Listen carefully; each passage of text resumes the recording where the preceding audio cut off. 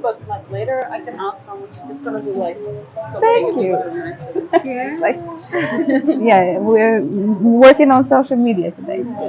Okay. Well, thank you for coming. I hope you're gonna have some questions after we finish, and I will try to make it brief because you have calls later on. So, what we're gonna talk about today? I want to talk about cycle and how important it is to track your cycle, to know what phase you're on and what hormones are in, what hormones are down, things like that, to make basically your life smoother, more productive, and like if you know your phases, you can take like use the benefits of each phase to do certain things about, I don't know, job, relationship, anything about your life, right? Okay, so as you know, we have. Do you know how many phases do we have actually? Four, right? Well, yeah, technically it's two: follicular phase and luteal phase. But since we have period, our bleed week, and we have ovulation, which is part of follicular phase and part of luteal, people divide it usually for into four phases, which is more. It's easier to navigate, right? So I do actually divide it into four as well, so you would know what is what and like what's happening. The bleed week. It's the first day of your cycle. When people, doctor asks you like which day or day of your cycle you're on, you count from first day of the bleed, like when the bleeding starts, and that's the beginning. It varies from 3 to 7 days, depends on the lady, depends on your genetic factor as well.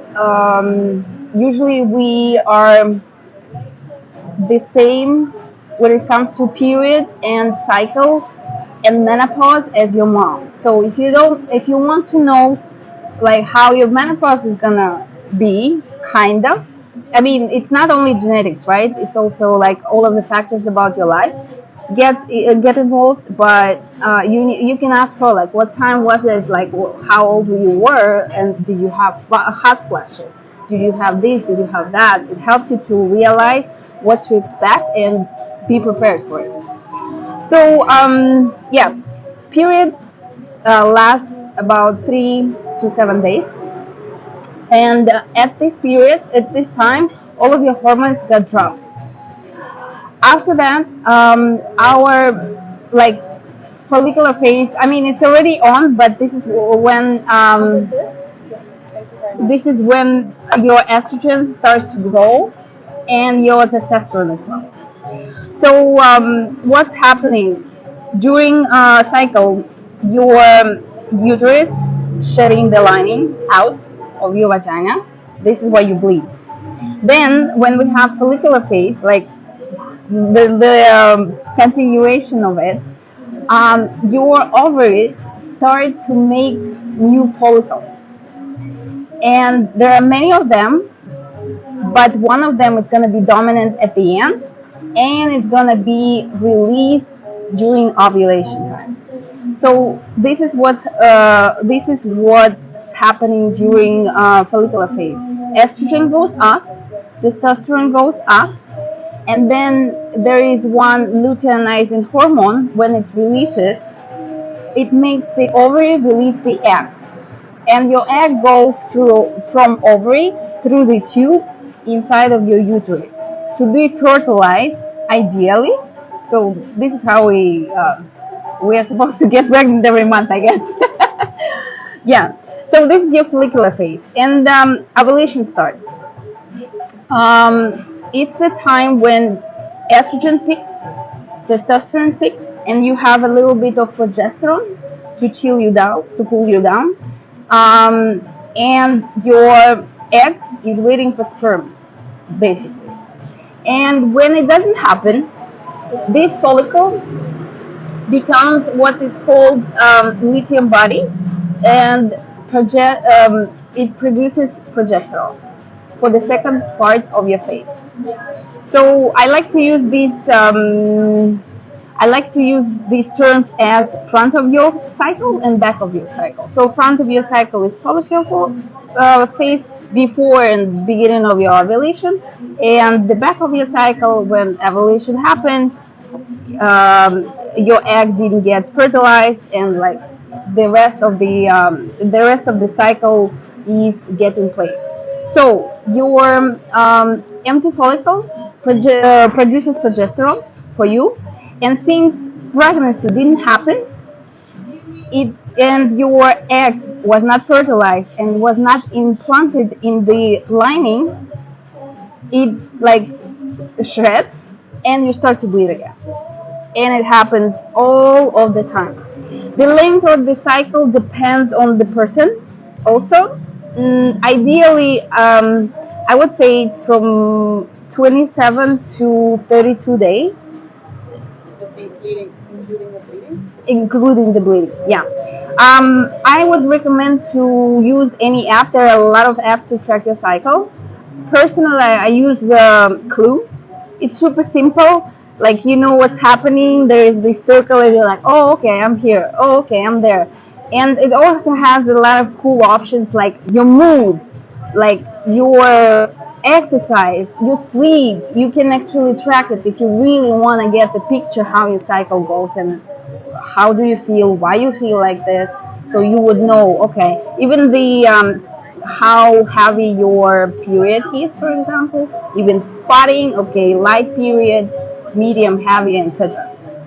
So it's super useful. You just need to hit the button when it's your period to know like, okay, this is a new cycle, and you can know how long is your cycle, because I don't know that many ladies can actually tell you how long is their cycle. And why it's important to track is for us because after you turn 30, things gradually start to change. As our ability to get pregnant, right? And unfortunately, menopause is this, they call it like, some people call it like last stage of your life. People who know how to deal with it and like actually take advantage of menopause, they call it second spring. Like you can have best years of your life actually. Usually it used to be like 45, 55. Nowadays with the environment, with how people eat and how they live their life, it happens early, even like at 35. Really? Yes, it's known fact already.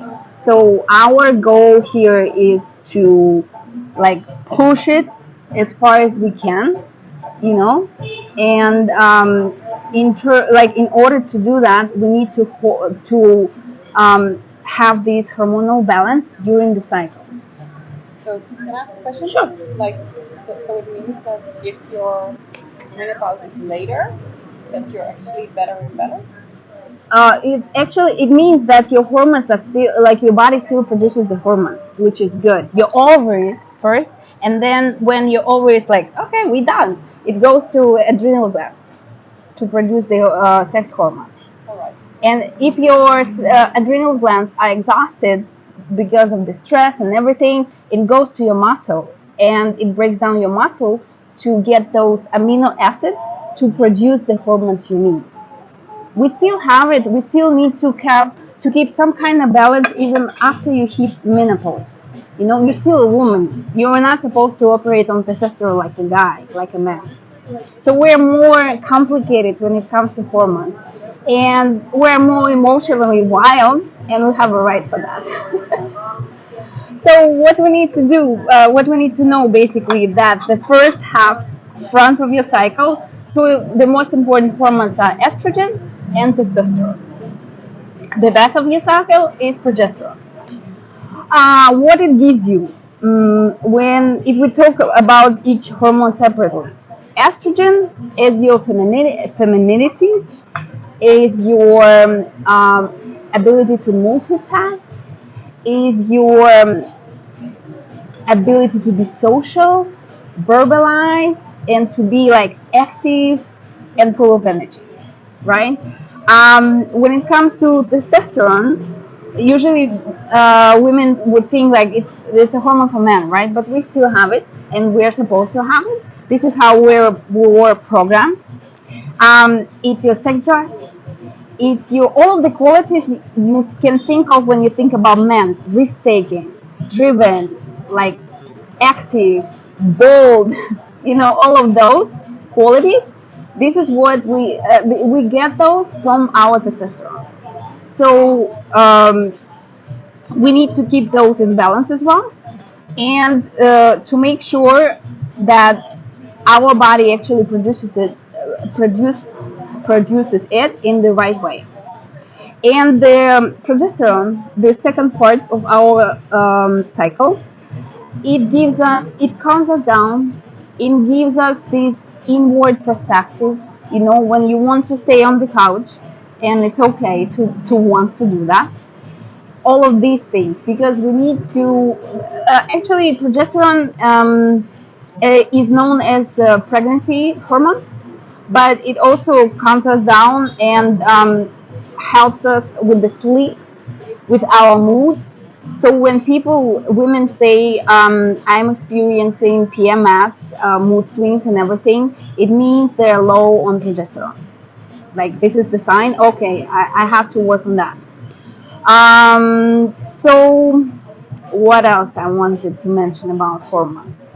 In terms of, in order to keep these hormones intact, we need to exercise. Well, I wrote this post on Instagram. It took me a while to actually to divide the cycle into 4 weeks and to tell, okay, week one do this, week two do that. And it all depends on the hormone which is growing, right? The surge of the hormone. So if, for example, if we talk about period, if you have a period, first 3 days you can rest, you can do the stretches, very light yoga, something easy. Walking is actually also amazing because it lubricates your hip joints and basically helps the blood circulation around your pelvis at this time. Then when it comes to the second week, like your period is over, your estrogen, testosterone, they start to grow, and you need to keep it that way. To pop up testosterone, it's a weight lift, muscle building, right? That's why we go to the gym. It's not only the gym. I consider yoga as a unique instrument. You can do it as power yoga. Try to do push-ups for triceps from chaturanga. You're gonna be tired after, I don't know, 10 rounds. Yeah. So you can use any type of activity you like, but I usually say, be easy on cardio because of the possibility of the ligament injury is high at this time. Yep. That's so nice. That's so funny. I don't support the whole, like, oh, let's run the whole cycle thing. There is time for running this one. I mean, it's all about variation when it comes to food, when it comes to exercise, when it comes to fasting, and like we're changing through the cycle, right? So we're supposed to live like that as well. So week two is good for moderate. I'm gonna write this thing Week two is good for moderate workout, I would say, right? Nothing super exhausting, nothing intense, but closer to the end of this week when your ovulation hits. Ovulation usually starts around day 12, and the ovulation window is 5 days. So this is it's my favorite phase of the cycle, to be honest. It's superpower time. Hey, you feel good. Yeah. You are like energized. Yes, you have this, like confidence, like men do. You can do whatever. If you want to write a book, that's the time to do that. Anything you want, and you are better in like problem resolving, right? If you're working on something, that's the time to create something, to solve something, and that's the time to push hard in terms of your exercise. Whatever you do, whatever you like to do, you like left weightlifting, you like hardcore yoga, I don't know, you like swimming, anything you want, and you can do it. And if you want to build muscle, if you're actually working on like building something, that's the time to push harder. This is the time when you actually build the muscle, because this first, the front of the cycle, the second week, is good for building, and the rest of our cycle is for maintaining what we have. That's why we work out during the back of the cycle as well.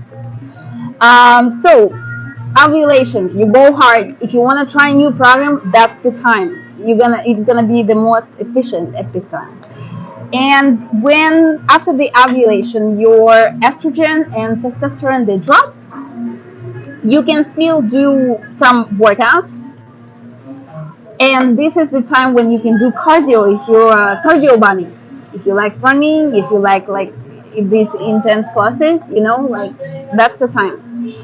And I would say if during ovulation window I'm giving an example of weightlifting, resistance training. If you do lower reps but higher, heavier weights, after ovulation you do lighter weights but more repetitions. That's why cardio is so good. Like you're even like if you don't have any weight on you, you are jumping or moving. I don't know. I think about our how you call it, heat class. It's also heat class. It's super intense and it's kind of fast for me. So yeah, that's the time to do it. And the last week of your cycle, when you want to be on the couch, you can be on your yoga mat. You can do a little hiking, not intense one. You can do a lot of walking, 10K steps, 20K steps. Beach walks are perfect for that. You can do yoga, more stretches, maybe easier class, easier version of Pilates also good. Like Pilates can be also unique instrument, right? To work on your body. It depends on your goals. You can do it light, you can do it hardcore, right? So yeah, that this is what I wanted to tell you about exercising during your cycle. And let's talk about foods and how we can help our body to maintain the whole balance, hormonal balance thing. So basically, I'm a big fan of fasting. I haven't relieved it yet on my Instagram, but I'm gonna just in a couple of days. Maybe I wrote a couple of posts already, and I'm diving more in this subject. And I believe that exercise, food, and fast are the greatest tools how you can fix your hormones without coming to the doctor and taking pharma, without the serious stuff. So let's talk about food here. Your bleed week. Most of the people find it comforting to have some broths, soups, something warm, something cozy because you want to stay underneath your blanket, watch your Netflix, things like that. Why not? Right? That's the perfect timing for that. Plus, I wouldn't say a lot of women use period for eating crap. I would say do it the week before your period. I have that. Yeah. Really? I have I know exactly when I'm cutting pregnant. That's your body. Before I have to eat everything. Your body is smart. It knows what it needs. I will explain you why. Because in order to build progesterone, we need to keep our glucose high. And our body during the backside of your cycle, especially the last week, we are more insulin resistant, and it's for a reason. You need your glucose high to build the progesterone, right? So if you want something, I don't know, cookie or cake, that's the time to eat it with the less harm for your health overall. The week before the period. perfect week. You can do anything you want. So it's my excuse. Oh, it's a good excuse. So yeah, during the your period, you can eat some comforting food, but not junk. Basically, I would recommend not to eat junk at least for first 2 weeks. Okay, I mean, ideally you don't eat it at all, but things happen. We're all humans, and like, yeah, don't beat yourself up because of that. And this is actually the first 10 days are the perfect days for fasting because all of your hormones drop, right? The second week, when you start to work out and your estrogen and progesterone start to build up, you need some food there. Week two? Week two, yeah. End of week one, it depends how long is your period, right? And week two. Um, the best strategy in terms of eating, I would say it's keto. Or I'm not a big fan of keto, like pure keto. I think we as women we need some carbs on the side. There is one diet plan. It's called LCHF, low carbs, high fat. So basically, um, you don't eat excessive carbs and good fats like veggies. Basically veggies. Maybe some fruit, but it's better to do it on the second part of the cycle.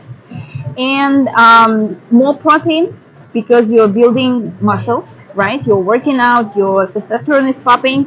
So yeah, protein, protein, protein, and good fats. When we talk about fats, we always talk about good fats. We're not talking about these um, large. When it comes to that oil, when people ask me about it, I imagine, if you go to supermarket here, you see these big plastic bags with sunflower seed oil. Oh my God! This That's is, horrible. yes, this is what I think of. Yeah, avocado, coconut oil, SMT oil, SMCT oil, if you have access to it. What else is there? Seeds, nuts, all of that. Um, if you eat eggs, yolks have fat in it. Um, yeah, that's the basic, I would say. Oh, and also ghee butter, purified butter. It's also good source of fat, and It's good for the whole GIT lining. And according to Ayurveda, it also helps you to digest it. Okay, so week two, keto, less carbs, more fat, good fat, and protein. And when it comes to week three, oh, actually, ovulation.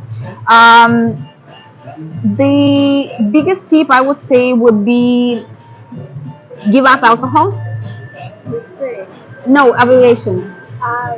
And take more bitter foods because we need to break down those hormones, estrogen and testosterone. And as we say, you use it and you lose it. And since our liver is doing all the job, you need to help your liver. That's why I say don't drink because when you drink, it affects the liver. So like it's already like working hard. So keep the alcohol for later. Yeah. When it comes to alcohol, actually, glass of dry red wine during your period wouldn't hurt at all. It with the bleeding and everything. And bitter foods. When it comes to bitter foods, usually people are not a fan of it. What is it? I don't know. Bitter, like bitter taste. Oh, bitter. Oh, yeah, yeah. Yeah. Okay. I use spices. Ginger is always there. Turmeric.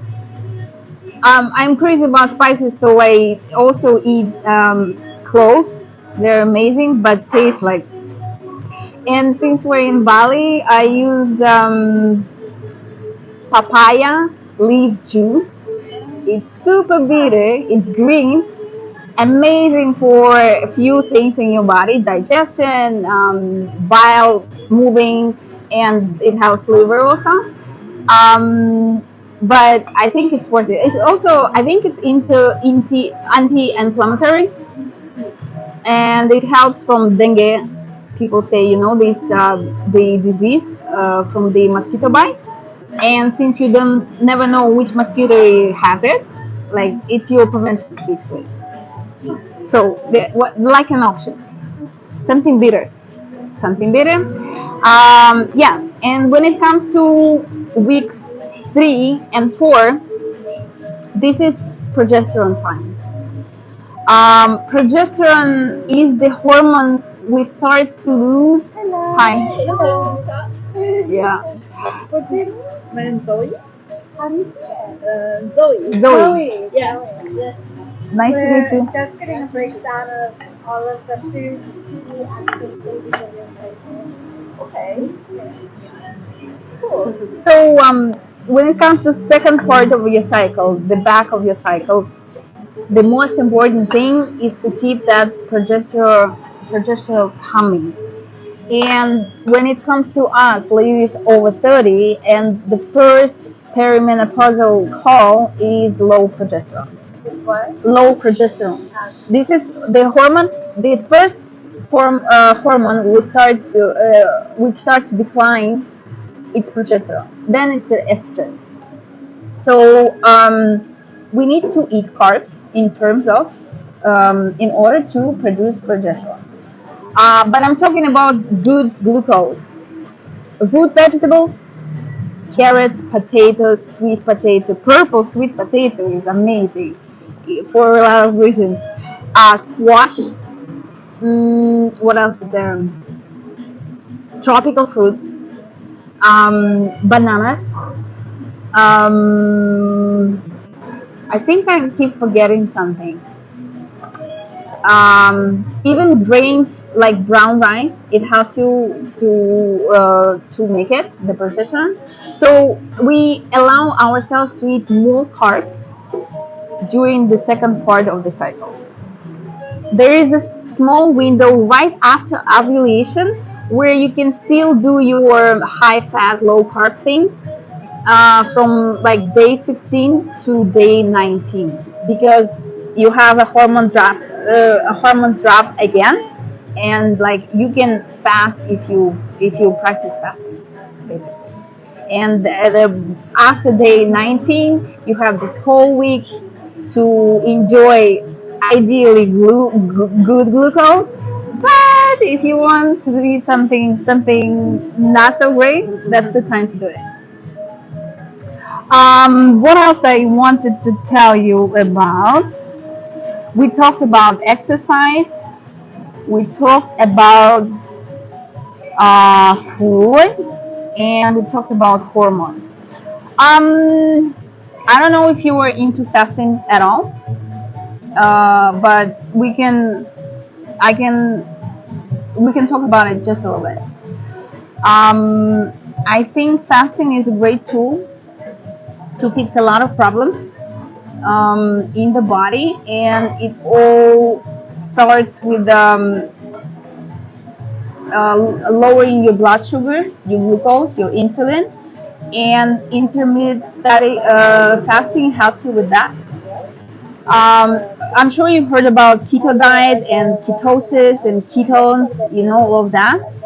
And you can actually get to the state of ketosis, not being on the keto diet, but do the intermittent fasting. Basically, your fasting starts around 13 hours. This is the time where your ketones start to produce. And if you want to be in that state of ketosis, you can stay longer. But fasting is like an exercise. You have to build on it. You don't go for 72 hours fasting without training yourself first, right? You can start with 13 hours, 14 hours between your meals um, as a fasting window. What do I mean by a fasting window? You don't spike your insulin, your glucose. You can drink tea, coffee without any milk, any sugar, anything in it. Herbal teas, they work as well. And yeah, and water. Unfortunately, I was big fan of. I'm still big fan of coconut water, but it brings the glucose up. But it's amazing electrolyte, so don't give up on it. Yeah, yeah, yeah, yeah, yeah. Just don't consider it as fasting friendly drink. Yeah. Yeah. I think that's it for now.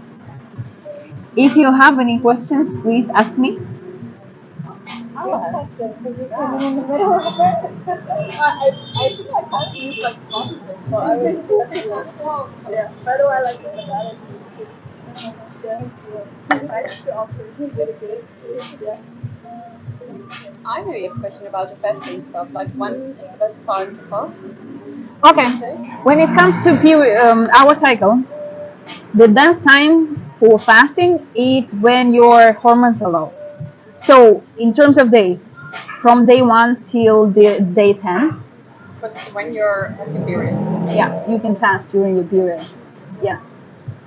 And from day 16 till day 19. These are the best days to fast. You don't need to build anything at the moment. So, yeah, you can stay out of food. I was telling Charlie the other time, I was doing 3 days fasting, like a couple of weeks ago.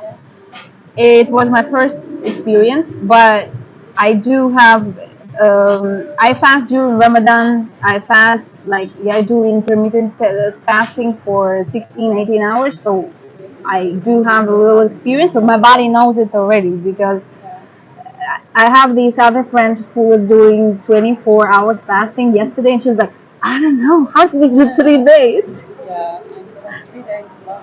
But actually, the first day is the Yeah. worst one, and then you're like, I have so much time. I can do this. I can do that. Yeah. Like, if I would do it during my period, I would like, I'm always like dizzy a bit. So I tend So if you were your bleeding is pretty heavy, you can wait for a few days. First 3 days, let it be, right? And then when you feel better, then you can fast. What do you think about, I was going to ask you this before, like actual food specific to Bali to have as part of your cycle? Um, Because that's like what I struggle. What do you get locally?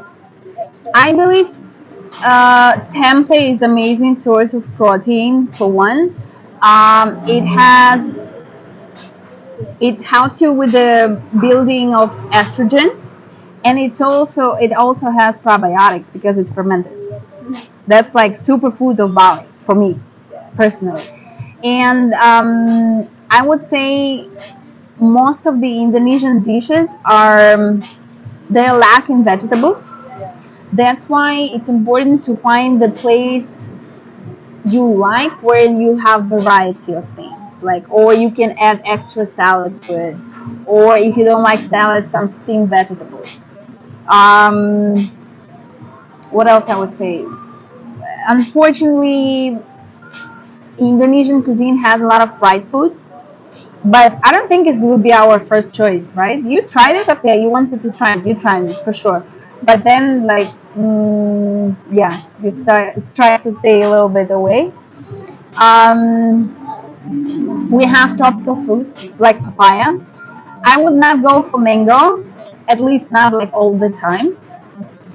I think I read somewhere that mango has the highest amount of sugar as a fruit, so it's yummy for sure. But yeah, papaya is like, it has even this little bitter taste in it, right? like I know most like kids would be like, no papaya for me, thank you very much.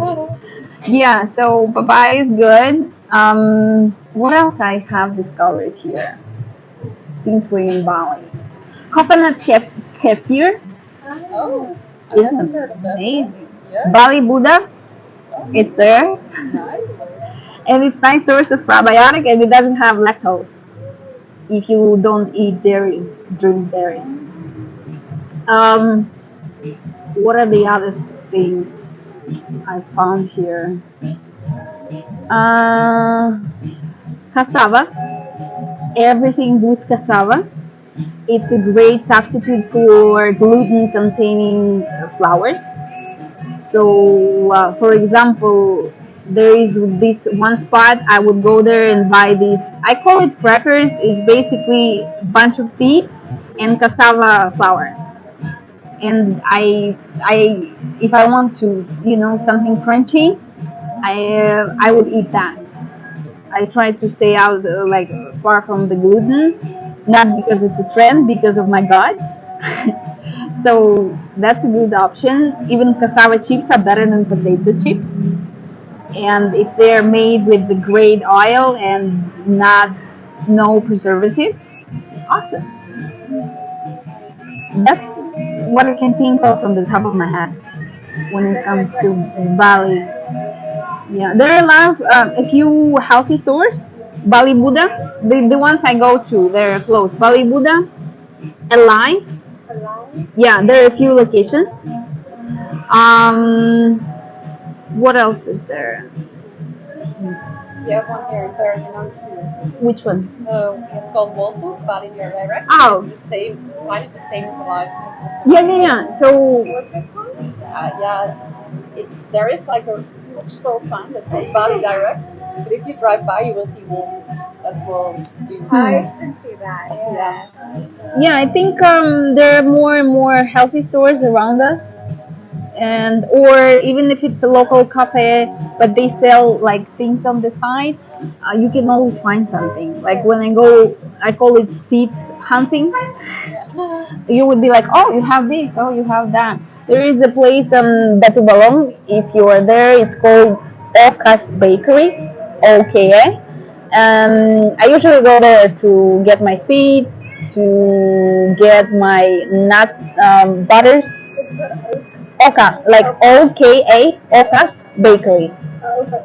Yeah, they have interesting things there. And they know me there already, like cookies when I come to get my crackers. Cookies? Yeah.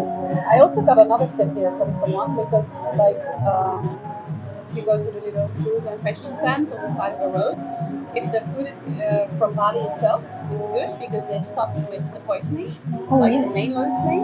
But if it's imported from Java, you shouldn't buy it Oh, because really? then there is more like poisoning and stuff on because they have two different kind of people that are controlling the country or the island. Like Java has another one than Bali, and Bali tries to work with all the poison and stuff, but they found out that it didn't really help them with food and that it stayed longer and better. So they said to them all like, you're not gonna do that anymore. Of course, there's like the local farmers who do it, so you always have a gift, but it's way, way, way better than if it's imported from Java.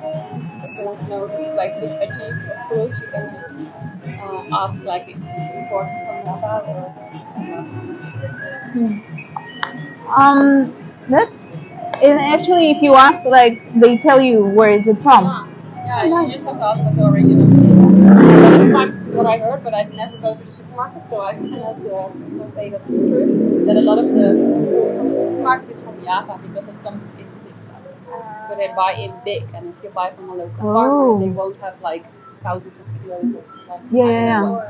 So that's what And I was thinking like, oh, Indonesia, okay, this is good. Israel, no, we're not getting that. yeah. So you need to be more specific. Like full of vegetable, and what is the good vegetable and what is the okay vegetable? Yeah, I mean, I thought like not every supermarket has a sign like where is it from, Yeah, true. but some of them do, and you can actually see if it comes from Europe somewhere or even Australia or Indonesia. Yeah. You're too organic. I don't know about the organic here. She's joking about the beef. Yeah. So what else? There is theory called seed cycling. Um, Seeds are a great source of fats, good fats. So there is belief that during your first half, you should take flax seeds for estrogen and pumpkin seeds for testosterone. And the back of your cycle is sunflower seeds to build progesterone, and it has vitamin E and everything, and sesame seeds. But when it comes to flax seeds and sesame seeds, they're super small, so it's hard to actually like. You need to make sure, especially okay, flax seeds. You need to make sure you chew it. I remember when I was living in Germany, they even have these certain type of flax seeds puffed already, because if you basically swallow it, it go out the way it came. It's good for your lining of your digestion, the whole tract, but it's gonna go up. Yeah. And when it comes to sesame seeds, the best way, one of the greatest source of calcium. It's better to eat it as tahini because it's already like rounded. It's pure sesame. Yeah. And it also has bitter taste. If you tried it, yeah. Actually sometimes people find it hard to find bitter taste. But even coffee has bitter taste. Black coffee, I mean, not cappuccino. Even tea, like if you Yeah, tea is bitter. Yeah, Yeah. that's true. Like if you have, that's also because then you have to put it in very long. I don't like that, so I will get it back very soon. But I So, like yeah. the ginger tea. Ginger Like tea is ginger- awesome. Yeah. Yeah. If you know any other stores around with the foods we're trying to find so hard, Bokashi. which one? Bokashi. Where is it? Bokashi, have you heard of it? Bo- It's with like the B? Bokashi. I saw the sign. Where is it? Super, super high-end specialty store. Like you go there, like you're looking for very specific stuff, but it's amazing. And they have a restaurant upstairs as well. The restaurant's okay, but the store is really good. Is it somewhere here? Yeah, it's not far from here. It's like I'm trying to think of what you would know along the way. It's like on the road that's parallel to the shortcut, not far from here. Because I know the name. It means I've seen it many, many, many times. I'm bad with names. I know another one too. If you have a lot, that's the long. If you like, I don't know the names, but if you cross the road, you will see like a little store, and they also have some home accessories, but also like natural home stuff, really good and stuff. But they have really nice stuff too, like protein powder, matcha powder, and everything. And it's all organic, and they also have like pressed meat. Hmm. So that's really good. And that's really store too. Been there a few times. Oh, and I remember, Shar, you were asking me since you don't eat meat, Yes. right? When it comes to getting your protein, Yes. you need to mix those beans. Yes. Do you do that? I know to do that. Because if you want like any types of beans, because like different types of beans have different amino acids in it, and when it comes to vegetarians, they need to make sure they mix it together. There is this great dish, I think I know it from Ayurveda. It's called khichdi. It's a mix of rice and dal, this green thing, and like you can put some ghee in it, play with spices, and it's so like fooling, like feeling, and it can taste amazing. Good idea. The dal and the rice. And to use the protein powder for sure. Do you use any? I do. I use plant-based protein powder. I use a lot of tempeh. Yeah, Like all the tempeh. time. Tofu, but some things off with the tofu just when I didn't like it. So I haven't been able to. And then, yeah. But beans are not super common in dishes here, I find. So like when I go to get beans, the quality is not always great, and a lot of times they're canned or dry. Both of which canned is not good, dry takes forever to make. So that's kind of hard to figure out. Did you write down that varun Which one? I recommended last time? Java. It's on Batu Balong.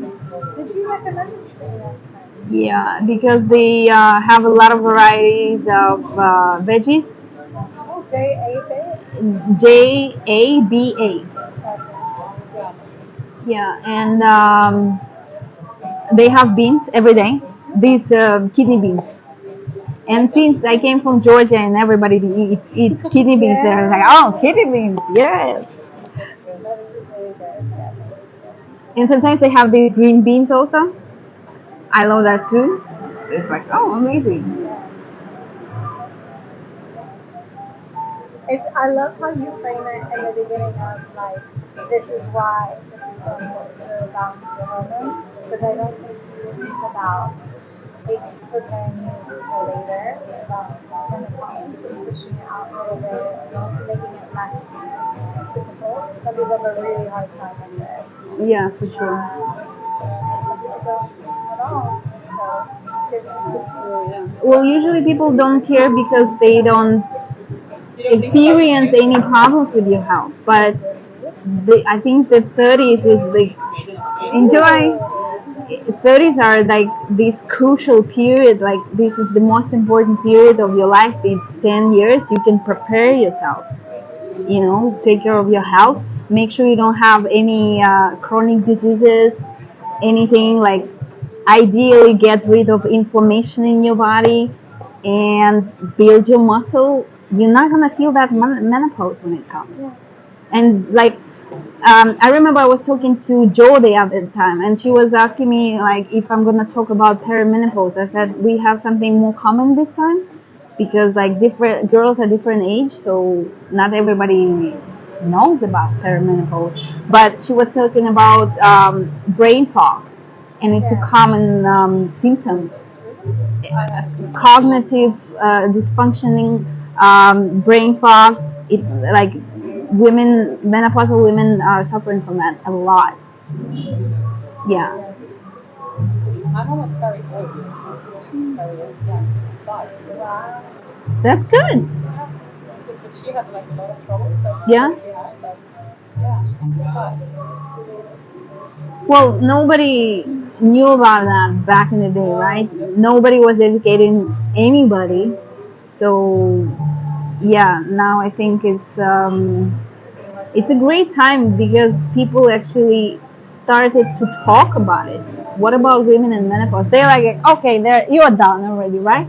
But yeah, I think it's with everything, right? Like now also we are thinking about the food. We're thinking about the oils we should not eat. Nobody noticed back then. no, Everybody was eating it, and I try to do it now. But sometimes when you go to restaurants, I know they don't use it here, but there are a lot of restaurants who are using it, and also a lot of times in the Indonesian food, they use like a good part of the oils. So, but I think it's good that it's the first step that we are recognizing it, that we know it, and then we can take action and make it better. yeah, to make choices. It's all about choice. Thank you. Thank you. I think you're right. I'm sorry you got here too late. Yes, my bad, my bad. But please ask me questions if you have. Maybe you had something specific in your mind before you came here. Like, what do you want to know? Yeah, absolutely. Yes. Do you track your cycle? I do. It's okay. Most of us don't. Yeah, I'm more like a qualified. Like I would just like roughly like try to like control like what I eat, but like I don't like eat. Like for example, now I'm trying to like eat less like carbs and stuff. Yeah. But I don't feel like specifically say like oh I only eat this. It comes and goes. I mean, the older you get, the more aware you become, right, of what are you putting into your body. So Yes. Yeah, I totally it's a agree. process. Yeah, I totally agree on that. Yeah. Yeah, well, it was my first tip for girls to use some kind of application for your period, for your cycle. It's the easiest way just to put it on your calendar. Okay, this is my period. It started this day. Okay, so you at least know how long is it, and yeah, if you have any questions or if you go to the doctor, they usually ask you like, when was your last period? Yeah. So you know how long is it? I'm sorry. Enjoy your food. I keep talking to you. Yeah. Alright. Yeah, let me put it. Can I ask you something? Do you experience like I always have my cycle is always like just the same and I never track anything.